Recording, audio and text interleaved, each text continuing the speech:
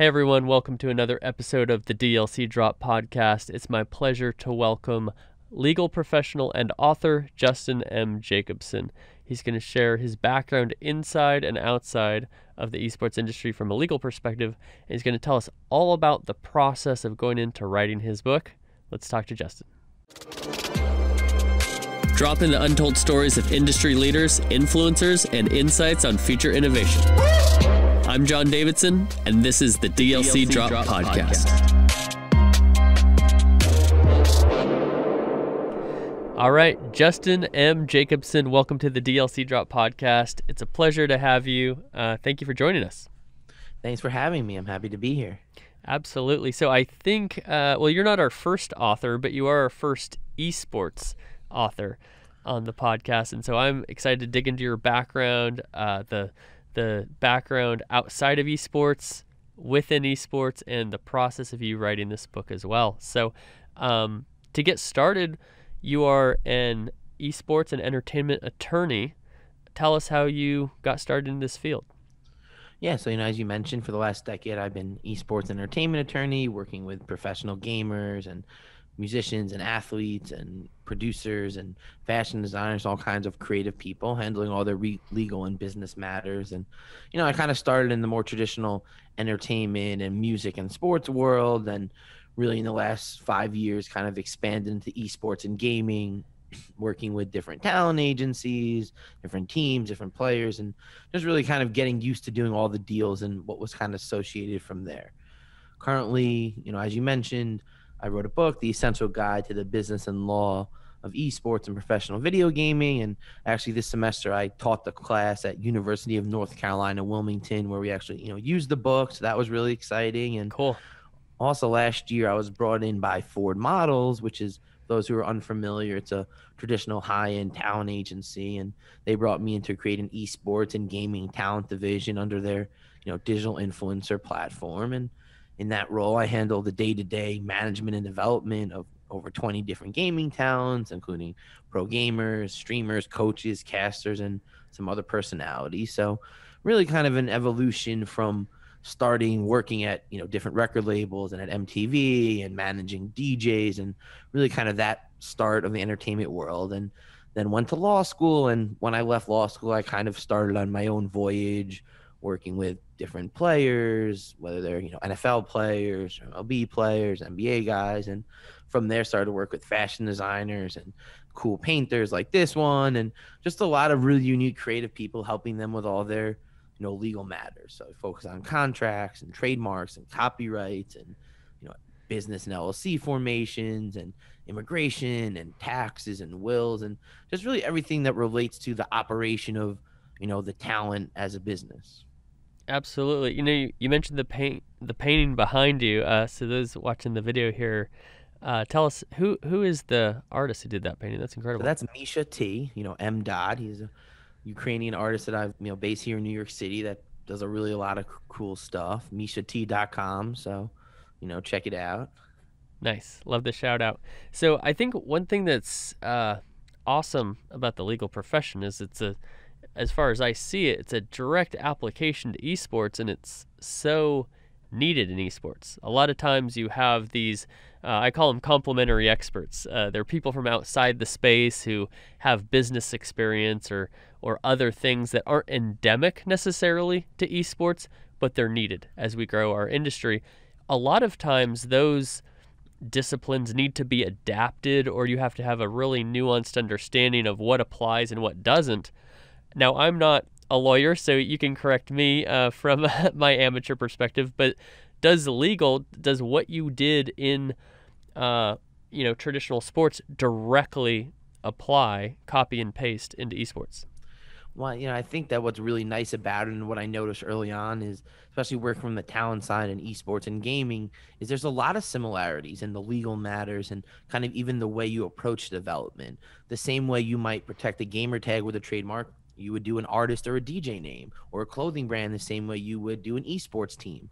So I just thought there was a lot of similarities in just the legal needs, copywriting logos, images, photographs, all of these kind of assets that whether you're a musician or a streamer, it's just changes. It's really this medium is the same, and then a lot of the agreements, especially on the sponsorship and appearance side, is a lot of name and likeness. So whether it's Yeah. using the name Ninja or using the name Madonna, it's these you still have the same kind of things where you have to know how it's used during the term, how it's used after the term, what's it's like on existing merchandise, and the same way you need to protect, the Rolling Stones name after a contract ends, you need to protect who uses Shroud name. And it's so there was a lot of similarities. And then even the structuring where in the music world, there's a lot of what are called loan out companies where, Jay-Z Inc. will be made, and that's how it'll operate, publishing and record deals and merchandise and everything. And similarly in esports, you see Ninja Inc. and Shroud Inc. and these kind of talents are operating in the same fashion. So that was one thing that I really noticed. But then there obviously are, unique things Right. that are just kind of only esports and gaming related. Obviously, streaming revenue is a new thing, and, in-game merchandise and items and how that's split. Like, it's not necessarily part of the traditional music industry.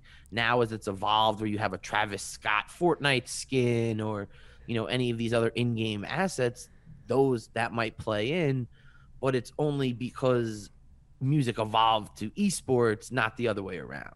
So I True. actually found that there was just a lot of similarities, and it made it kind of an easy transition for me. Yeah. Now those new things is, yeah, I know some. Forgive me. Like I said, I'm not a lawyer. No, I do know what the word precedent means, and so it sounds like we have some new things that don't have precedent. Now, do you apply that from? Do you kind of adjust what's been relevant in the past in other industries, or do you have to develop something completely new for things like skins or streaming or these other things? Yeah, I mean, there's kind of a new development of this, terminology and kind of the way it operates. But again, a lot of it's similar. But when you talk about almost the player contracts, in the NFL and the NBA, they have these standard agreements where every player signs the same agreement. Yeah. All that really changes is the player name and how much you're paying. Whereas in esports, there's nothing similar to that. Hmm. There's individuals that are making a lot of the major teams' agreements, so a lot of it is very similar, but there's no this is what every player that plays Overwatch, that plays League of Legends, that plays Valorant signs, unless you're Right. signed to one of those teams. So it's like there are certain, I would say, industry custom that have kind of developed over time. And that was kind of the learning process of doing these player deals and working with major teams and seeing how different teams structured stuff, what games were different. Obviously a mobile game might be a little bit different than a console or PC game, the things related to it. So just kind of understanding how, the whole ecosystem worked. And that was kind of what led me to kind of write the book. And I think that kind of like perfectly transitions into that. Yeah, that's well said. I've interviewed on this podcast a streamer, a content creator. I've interviewed an agent, and so I think everybody who's familiar with the esports industry knows, or inside of the industry, the contracts are a sensitive point, right? When you first came into the industry, what were the biggest things that you said this needs to change? I mean, the one thing that I felt, and I still feel like it is a lot today, and if you don't really have someone in your corner fighting back on your behalf, they're very, very one-sided. They're very, very team skewed, and it makes Yeah. sense because the teams are the one that are preparing the agreement. It's their attorneys are creating the agreement, and their job is to protect them, the team.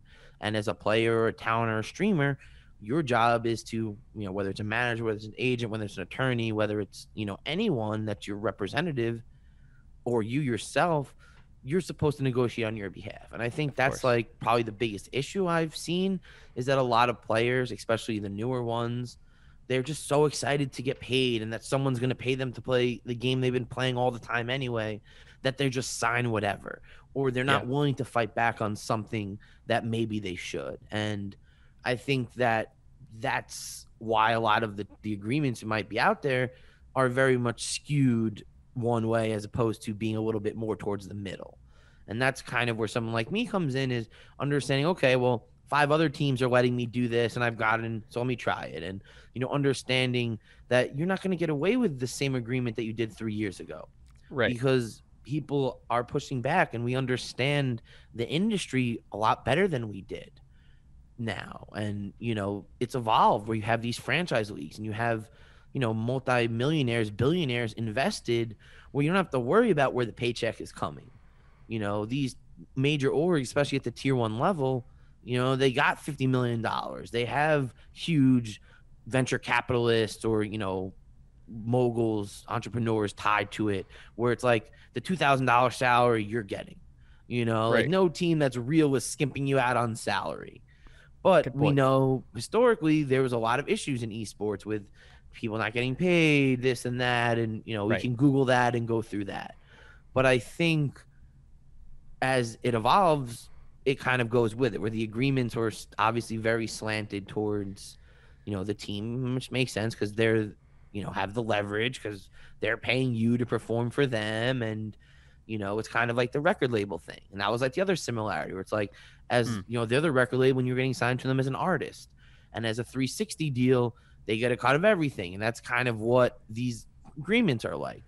Most of the time they don't get a cut of streaming revenue, but everything else they're usually involved in. But then again, some teams try to get a cut of streaming revenue, sure. and I've had people reach out to me and I'm like, well, check in my book because, on that page, we talk about how it's pretty custom for a streamer to keep all of their streaming income in bits and, sub revenue, that it's just industry custom. But, Yeah. then some teams are like, oh no, we get 20% of it. And if you don't know that maybe you could push back on it, they're going to get 20%.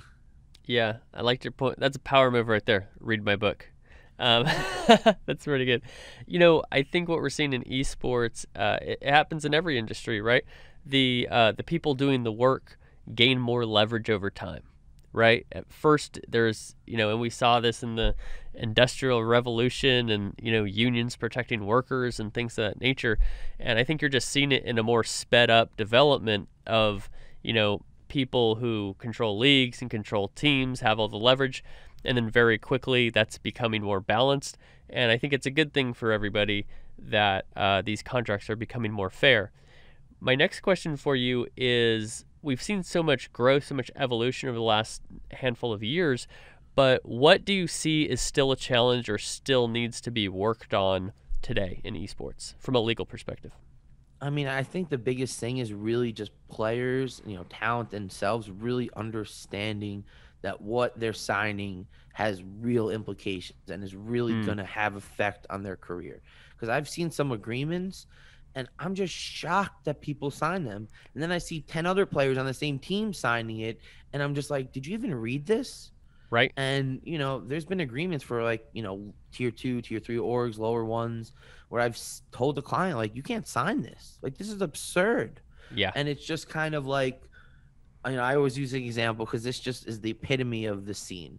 I spent, 2 hours on the phone with a player going through this 30-page agreement, like giving them all kinds of great feedback. Everything's reasonable. Like, there's no Yeah. reason they wouldn't accept it. Don't hear from him for a day. Then the next day he's like, oh man, I'm so sorry. I just signed the agreement. Like the team said, just sign it and let's go. And I didn't want to cause a fuss. And I'm just like, not only did you waste all my time on this, but there were some real issues in it that we cleared up, but whatever, and it's just kind of like a couple months later, the kid is dropped and that's the end of his career. And it's just kind of like, Man, that's tough. we could have gotten you a much better deal if you listened to us.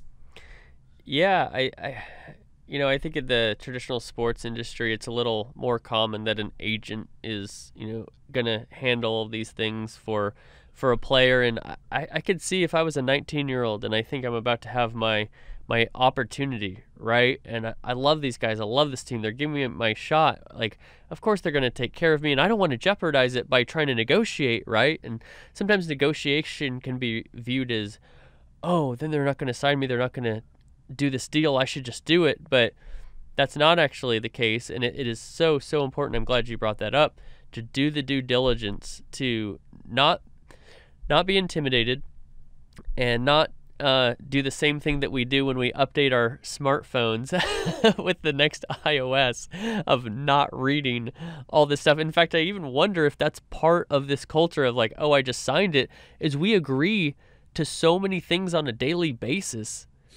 From a digital perspective, right? You want to use Gmail, you want to use a Apple iPhone, etc. We don't read half of the things that we end up signing. Yeah, I mean, I think that, that's kind of the biggest issue is that like they think, town in general think that if they push back on certain things, oh, they're going to pull the deal. And, my answer to that is twofold. It's like they call it negotiation, not take it or leave it. If it was take it Right. or leave it, then they would call it that. And then, the other point is, I think that if you come with reasonable requests and you're Yeah. coming with something that's fair, there's no reason why a fair company or team or whoever it is wouldn't take that into consideration. Does that mean it's a deal breaker and you're going to walk away? No. But, if they're offering you 1,000, you ask for 1,250, is that, really unreasonable? I don't think so. Maybe Right. they'll be like, "Oh, our budget's 1,000. That's all we can do." Or maybe we can get up to 1,100. And guess what? You got an extra 100 times 12. That's an extra 1,200 bucks. I just earned my fee. Sure. And it's one of these things where ultimately, if a team is willing to pull a deal because you asked and had a like, that's a red I was flag. gonna say that. And Yeah. that's like that should sound to your head like why would they be mad that I get a lawyer or get someone to look over? Like, don't they want me to understand and to be comfortable and confident? And that's always what I say. It's like you want to start a relationship like this, especially when it's talent, entertainment driven, on a Right. good note. Not like, oh, they just made me sign it or I just felt like I just had to, because realistically the situation's not probably going to get better and it's probably going to get worse way quick. And Yeah.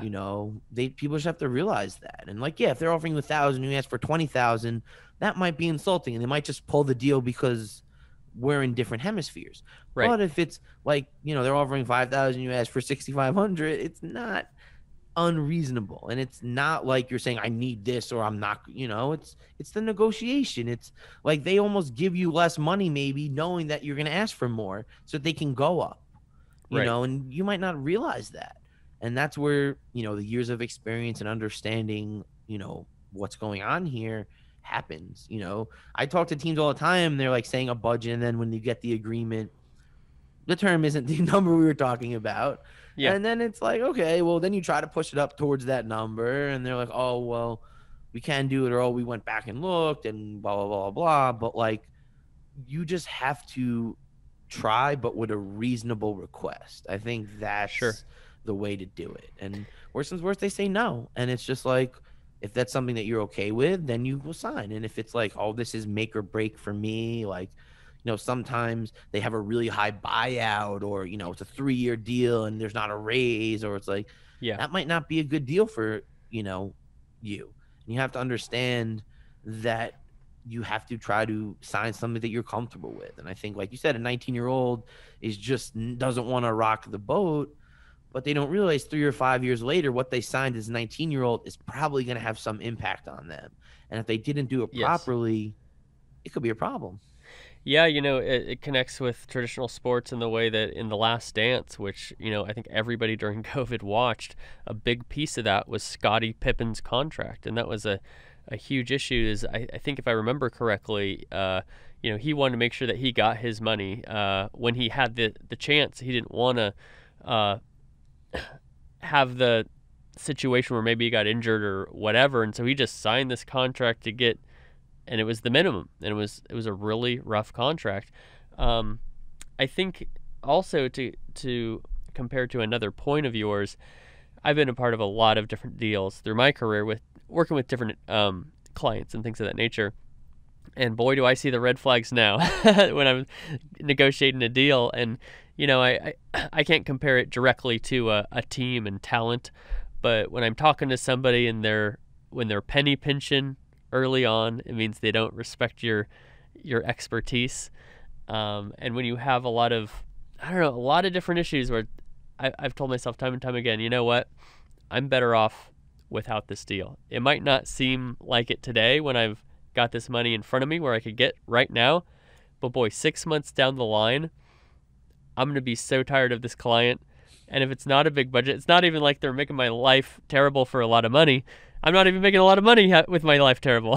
So it's good to identify those things. And I think it sounds like you're one of the people in the esports industry who can help young talent identify these things when they're a little intimidated.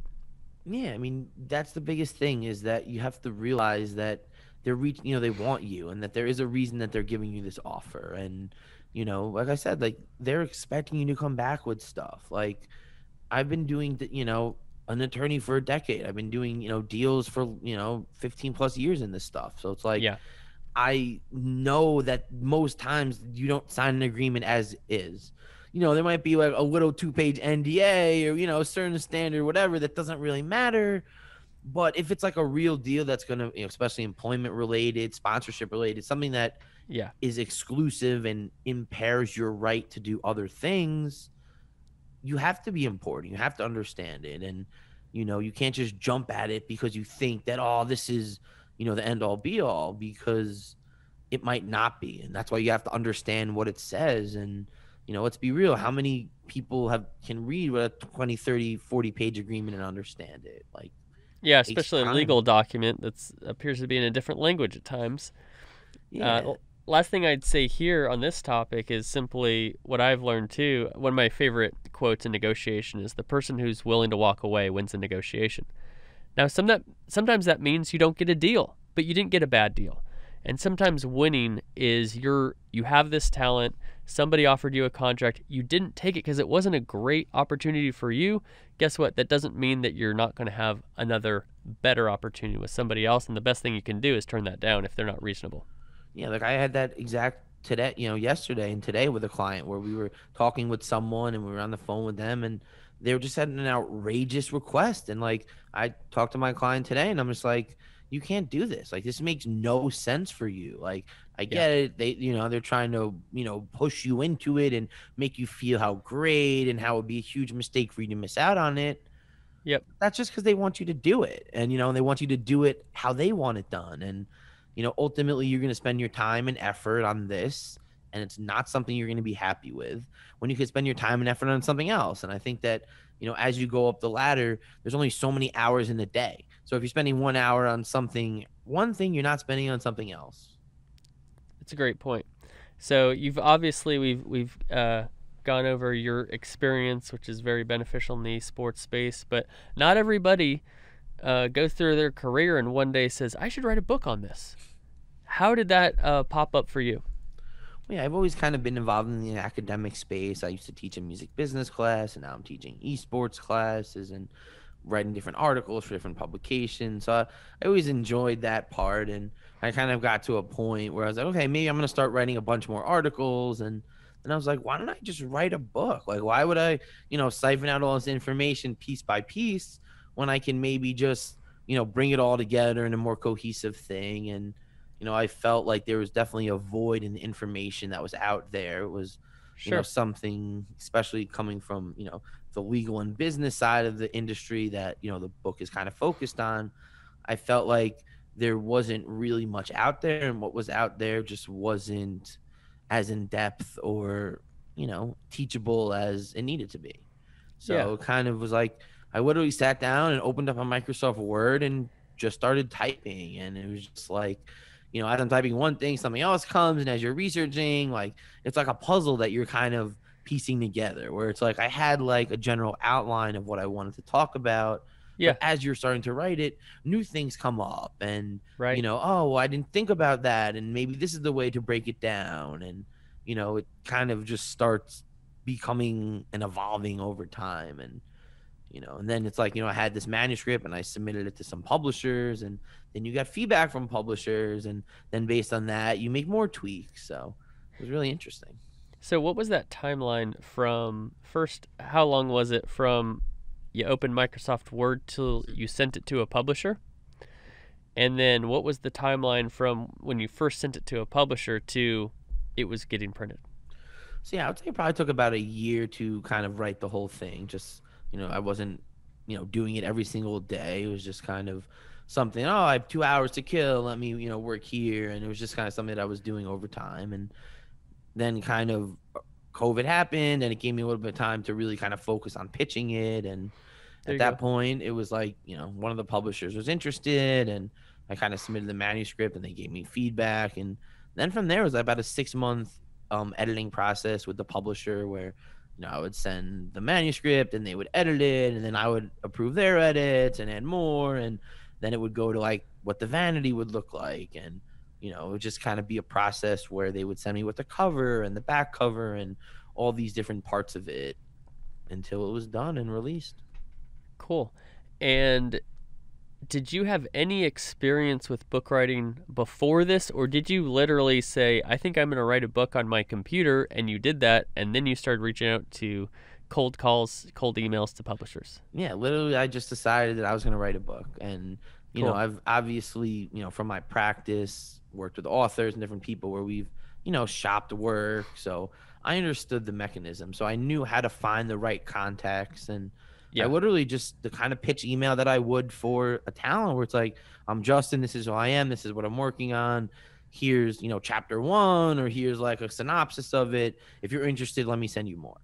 And, Cool. I got some people that passed. Two of the big ones actually won the manuscript, and, then one of them passed, and then the other one offered me a deal. So it was, kind of Incredible. just, yeah, it was just kind of one of those things where like I reached out to every major publisher and one wanted it. And now we're, it's out in stores, and kind of bunch of different universities are using it and different countries. So it's exciting to see it. That is exciting. And when you got that contract, you looked in the mirror and you said, I see somebody who can help me with this. Right. It's Able to like, do it for yourself, right? again, it's a little bit tough when you're doing your contract for Yeah. yourself, but yeah, no, it's like, okay, like this is good, this is fair, like I want more money, but what am I, I'm not John Grisham, so I really can't ask for more, but let's True. do it.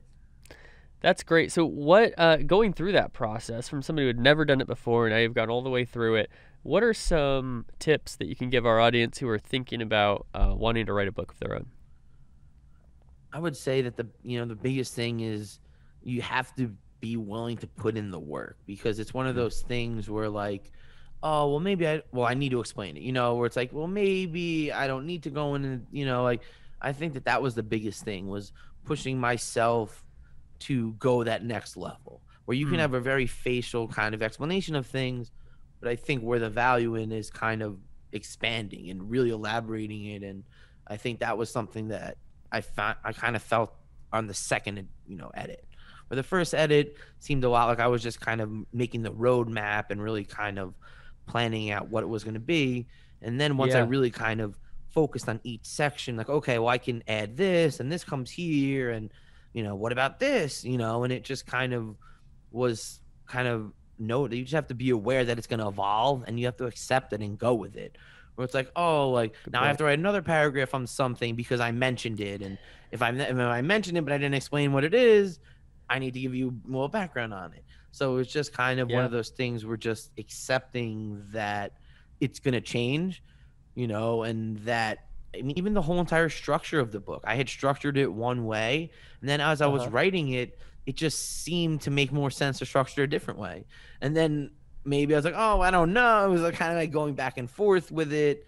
So it was just kind of like, I just kind of did it by legal discipline. It was like, to me, that was the easiest way, where it's like there's an IP chapter, there's, contract law chapter, there's an employment law chapter, there's Yeah. immigration.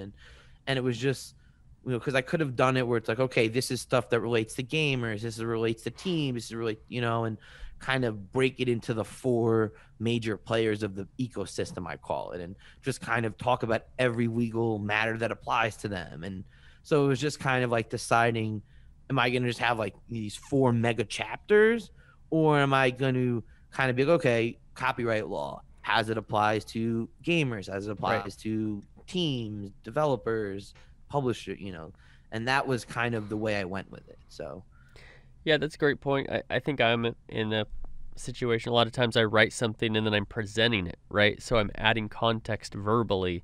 And I guess you have to think about it. Somebody has to sit down and read this thing, and it has to make sense without any additional input from other sources, right? That's a good right, they point don't as far have as the my level of mind, detail you have to get into. right? It's like they don't know what I'm thinking, so it's just like you have to make sure that it's all out there. Yeah, that's really interesting. And then you talk about accepting change. Was that change accepted from you or also the publishers, one or other, or both? Well, I think it was just me, because it was like, I kind of thought, okay, this is how I'm going to do it. And then having to redo it is a lot of work with moving the footnote, like it was just a lot of rearranging and moving. And it was just like, Hmm. oh, but I already did it this way. Am I going to be lazy and just kind of keep going this way, or am I going to spend the extra time and go back and really, you know, move everything this way and change the headings and, start kind of making the introductions and conclusions more along this line. So Yeah. it was just like, it ended up, I think it was the move doing it because I think it flows better right the way it is now. Yeah. Well, and I could see too that I could see a publisher coming in and say, "Hey, I see what you did here, and I know what your vision is, but my understanding of the market and what I think is going to sell, we should do this." And it's a lot different, right? And that's actually something that is extremely common with patents. I remember when I was in college, I was taking a class, and they said that 90%, this was at the time, I don't know if it's still true, but it's still a large percentage, 90% of patents failed because the person who would buy it or build it from the entrepreneur wanted to shift it, wanted to change it. And these entrepreneurs, it's like, no, that's not what it's for. It's for this thing. It's to do this thing this way, blah, blah, blah. And they won't budge. And so because of that, they do not have an invention that makes money. And I think that's probably true with books, if I would guess.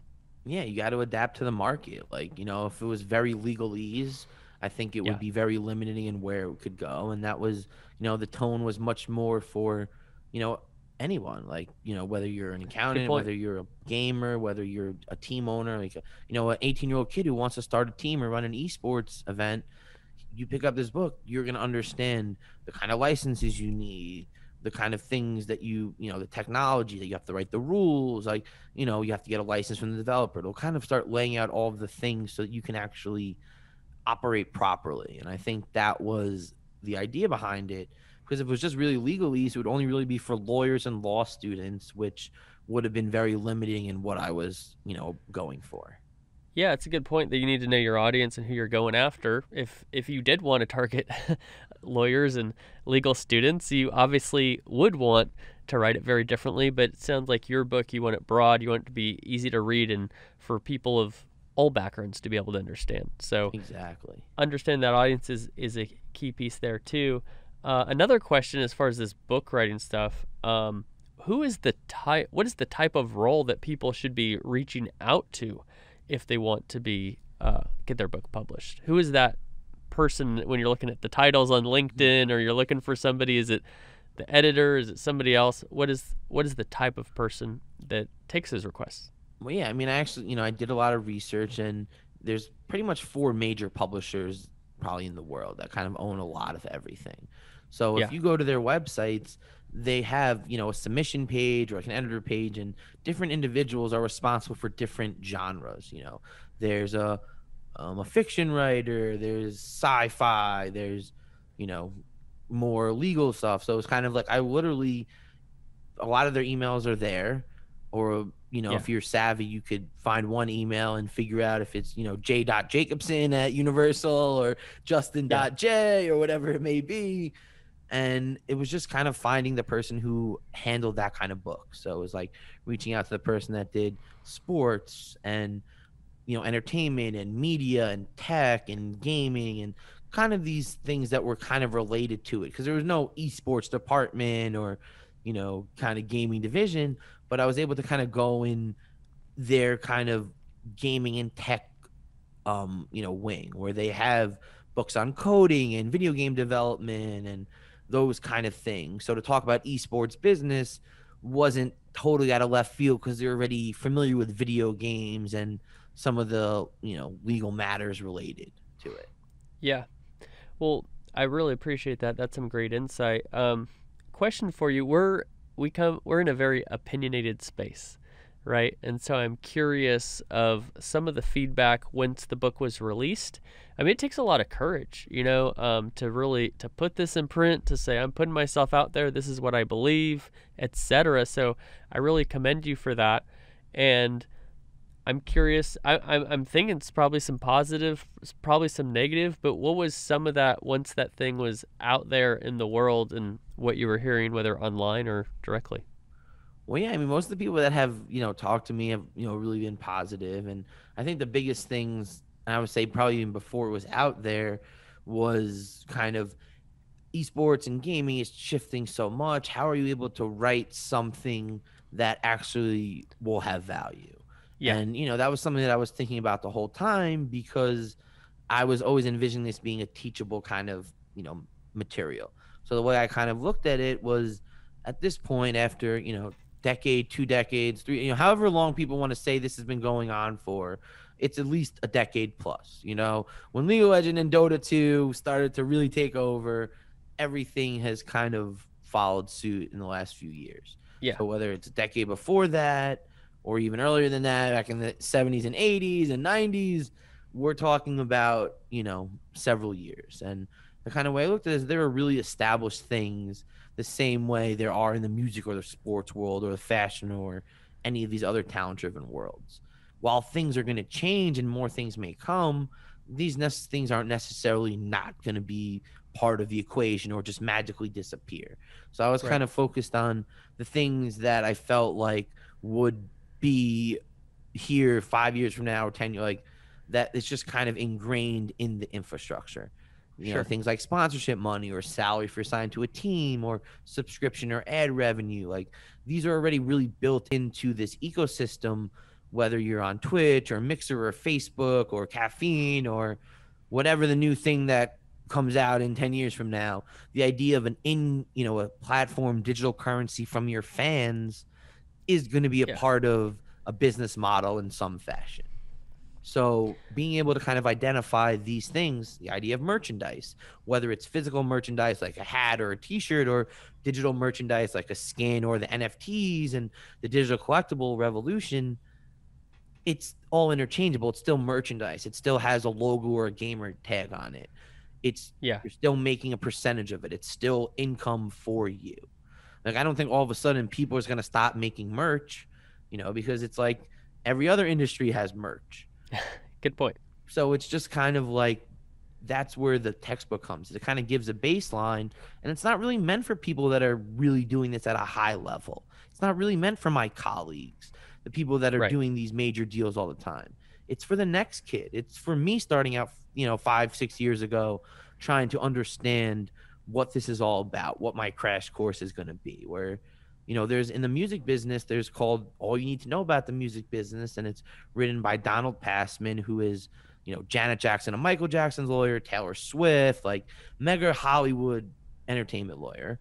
And Yeah. literally, this is what my inspiration was that you read that book and you really understand what you need to know. And it's written Mm. for a rapper, a producer, a label, a manager, and like anyone that really is just trying to understand what music publishing deals look like, and digital music licensing and record deals, and just essentially everything that you need to know as a baseline. Obviously, there are new things that emerge over time, but the idea of a record label and it being based on number of sales, whether it's sales of downloads or CDs or vinyls or tapes or streams, all that's changing is the medium. The idea that you are getting a percentage of the income from your music, that's established. That's the Yeah. 1940s music business.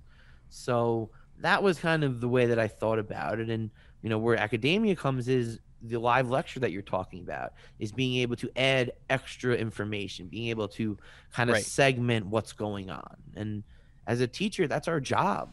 Our job is to take what's going on and connecting it to today, making sure that the new development is part of what's going on here. And I think that's what's really exciting about it, that like, while we have a baseline knowledge, there's always going to be more, and there's always going to be new things, but that doesn't Yeah. necessarily mean everything that was before is going to leave. It's a good point. I'm curious, if you were to pick one thing alone, what was the hardest part of writing the book? Hmm. I think that I have a section where I kind of look at a major player contract and a caster and a coach and a sponsorship agreement, and kind of taking sample language from actual, major agreements and explaining it. And I think the biggest thing was trying to find a balance between giving you enough to understand, but also not, essentially giving away the farm and essentially giving stuff that might not necessarily be mine to give. I think Sure. finding a happy balance between, this is intellectual curiosity. This is really custom industry practice where, if 30 or 40 teams and all these different games are using it, How can you tell me that streaming revenue isn't a thing that's in these agreements, or a buyout, or a, Yeah. in-game revenue, player branded revenue, team branded revenue? Like, these are things that have been developed in this industry and have been honed, and it's just really not out there. So I think that my biggest thing was trying to make sure that I was able to give something that was useful and would really give a reader something that they could be like, okay, well, this, I can't use this to make an agreement, but I'm in a lot better place than I ever was before. Yeah. I actually understand what this kind of clause means, what name and likeness rights means, why I might negotiate. And that was kind of my nuance in the way I approach things, is trying to give you negotiation tips from both sides. Things that, if I'm a team, this might be what I want, but if I'm a player, this might be what I ask for. And trying to kind of give you the two sides of the coin, because I think in negotiation, you have to understand the other person's point. Mm. That's the way you really succeed in it, and being able to see what they're trying to do and what's important to them. Because if you understand what's important to them and you understand what's important to you, something that's important to them might not be that important to you. So you can Good point. almost let them get that so they win, and you focus on what's important to you, and that might not be that important to them. Right. And it's really about understanding the stress points, the things that really matter. Mm. In these sponsorship agreements, like your non-compete, like how much after this agreement ends can you not do this? Like if you're on G Fuel, how many months after you leave G Fuel before you can go to Monster or Red Bull? These are huge things. This Yeah. is what matters. Like, that's the first question I ask talent. It's like, oh, you're signing G Fuel? Oh, you want to go, like, what's the contract say? Like, what's your non-compete? Oh, well, I can't do for 3 or 6 months. Well, that's a problem, because that means you can't get paid by anybody else for that long.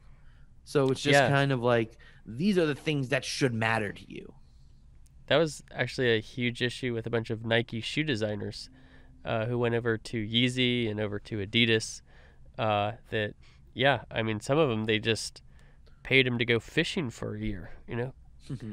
Go enjoy your hobby for a year. We'll see you at the Adidas office. Uh, in 12 months. I do have. You're talking a lot about education here, and I have a question about that. Some of the unique challenges in esports versus other disciplines, and math isn't changing, science doesn't change, right? These things are pretty baked. History is Uh, history. History is history, exactly. And so, but boy, esports, as you've said, and as we all know, this is a quickly changing industry. How do you handle that from an academic standpoint when you are teaching curriculum?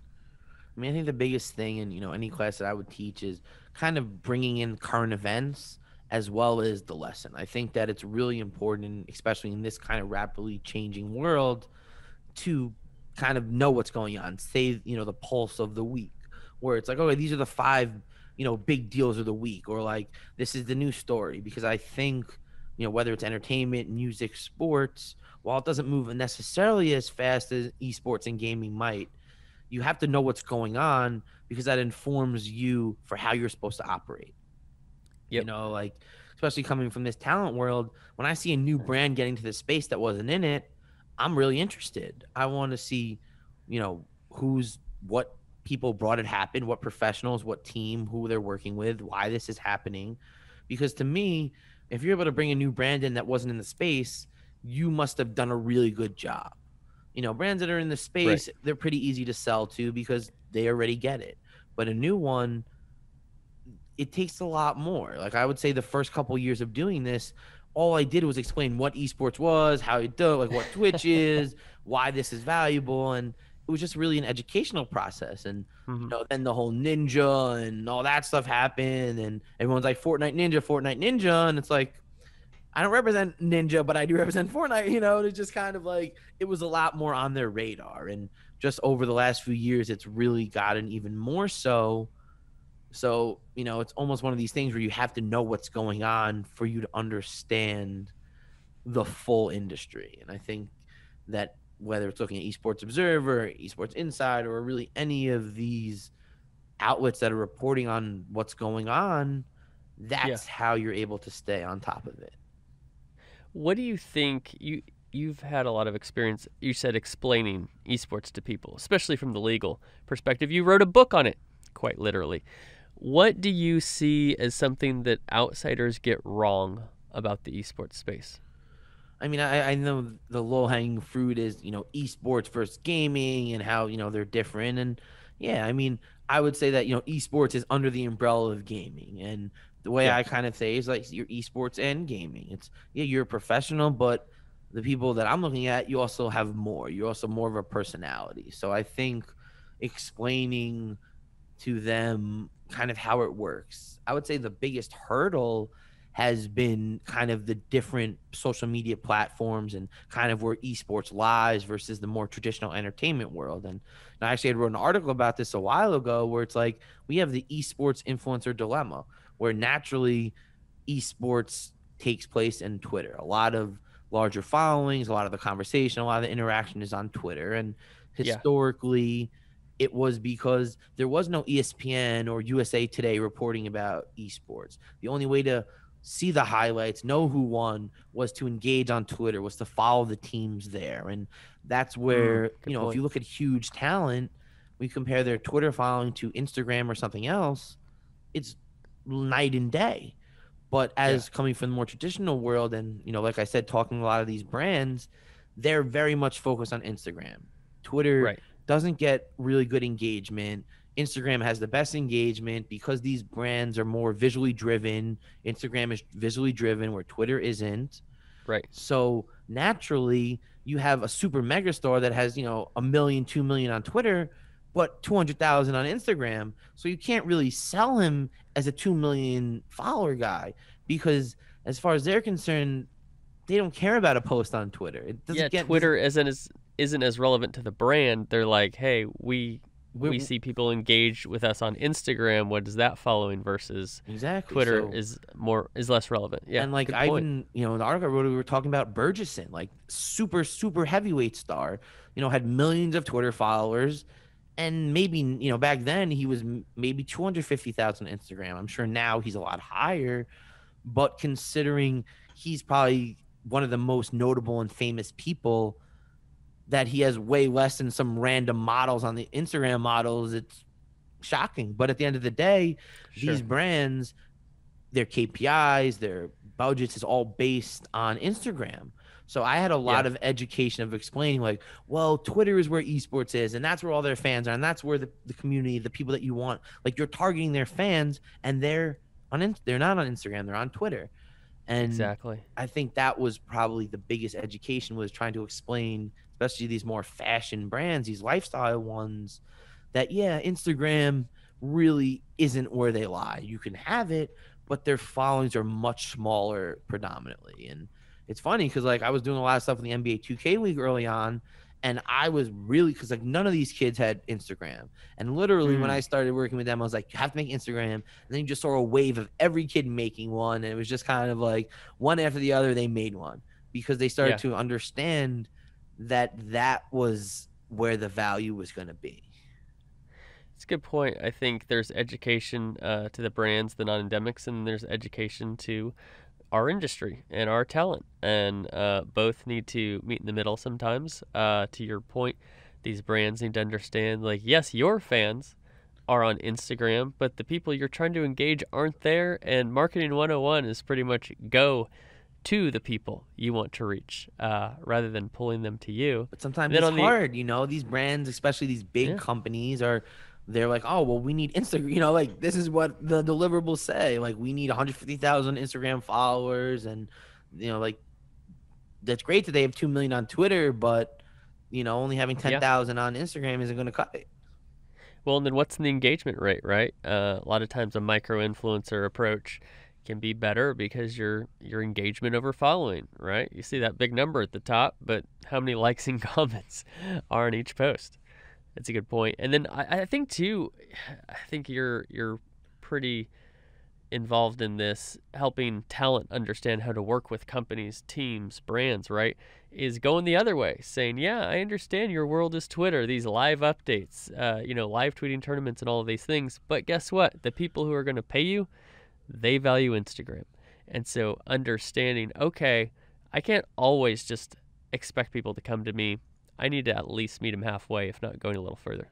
Yeah, and it's one of these things where you have to think about how you're going to build that. If you have a really big Twitter following, how are you going to build up, your Instagram? What are you going to do to get traction there? And, TikTok is like the new elephant in the room, where it's like it has such great engagement and the algorithm really favors everyone, and it's not really a pay to play model like most of the other ones.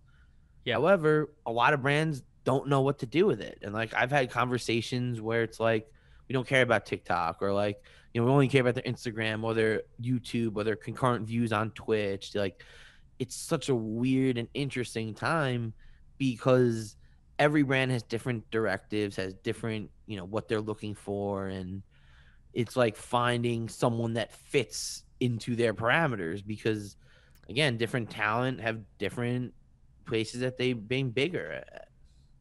Absolutely. And no, I could go on and on with you here. I think, a lot of people should read your book, I think. How can people find the book, and any recommendations there?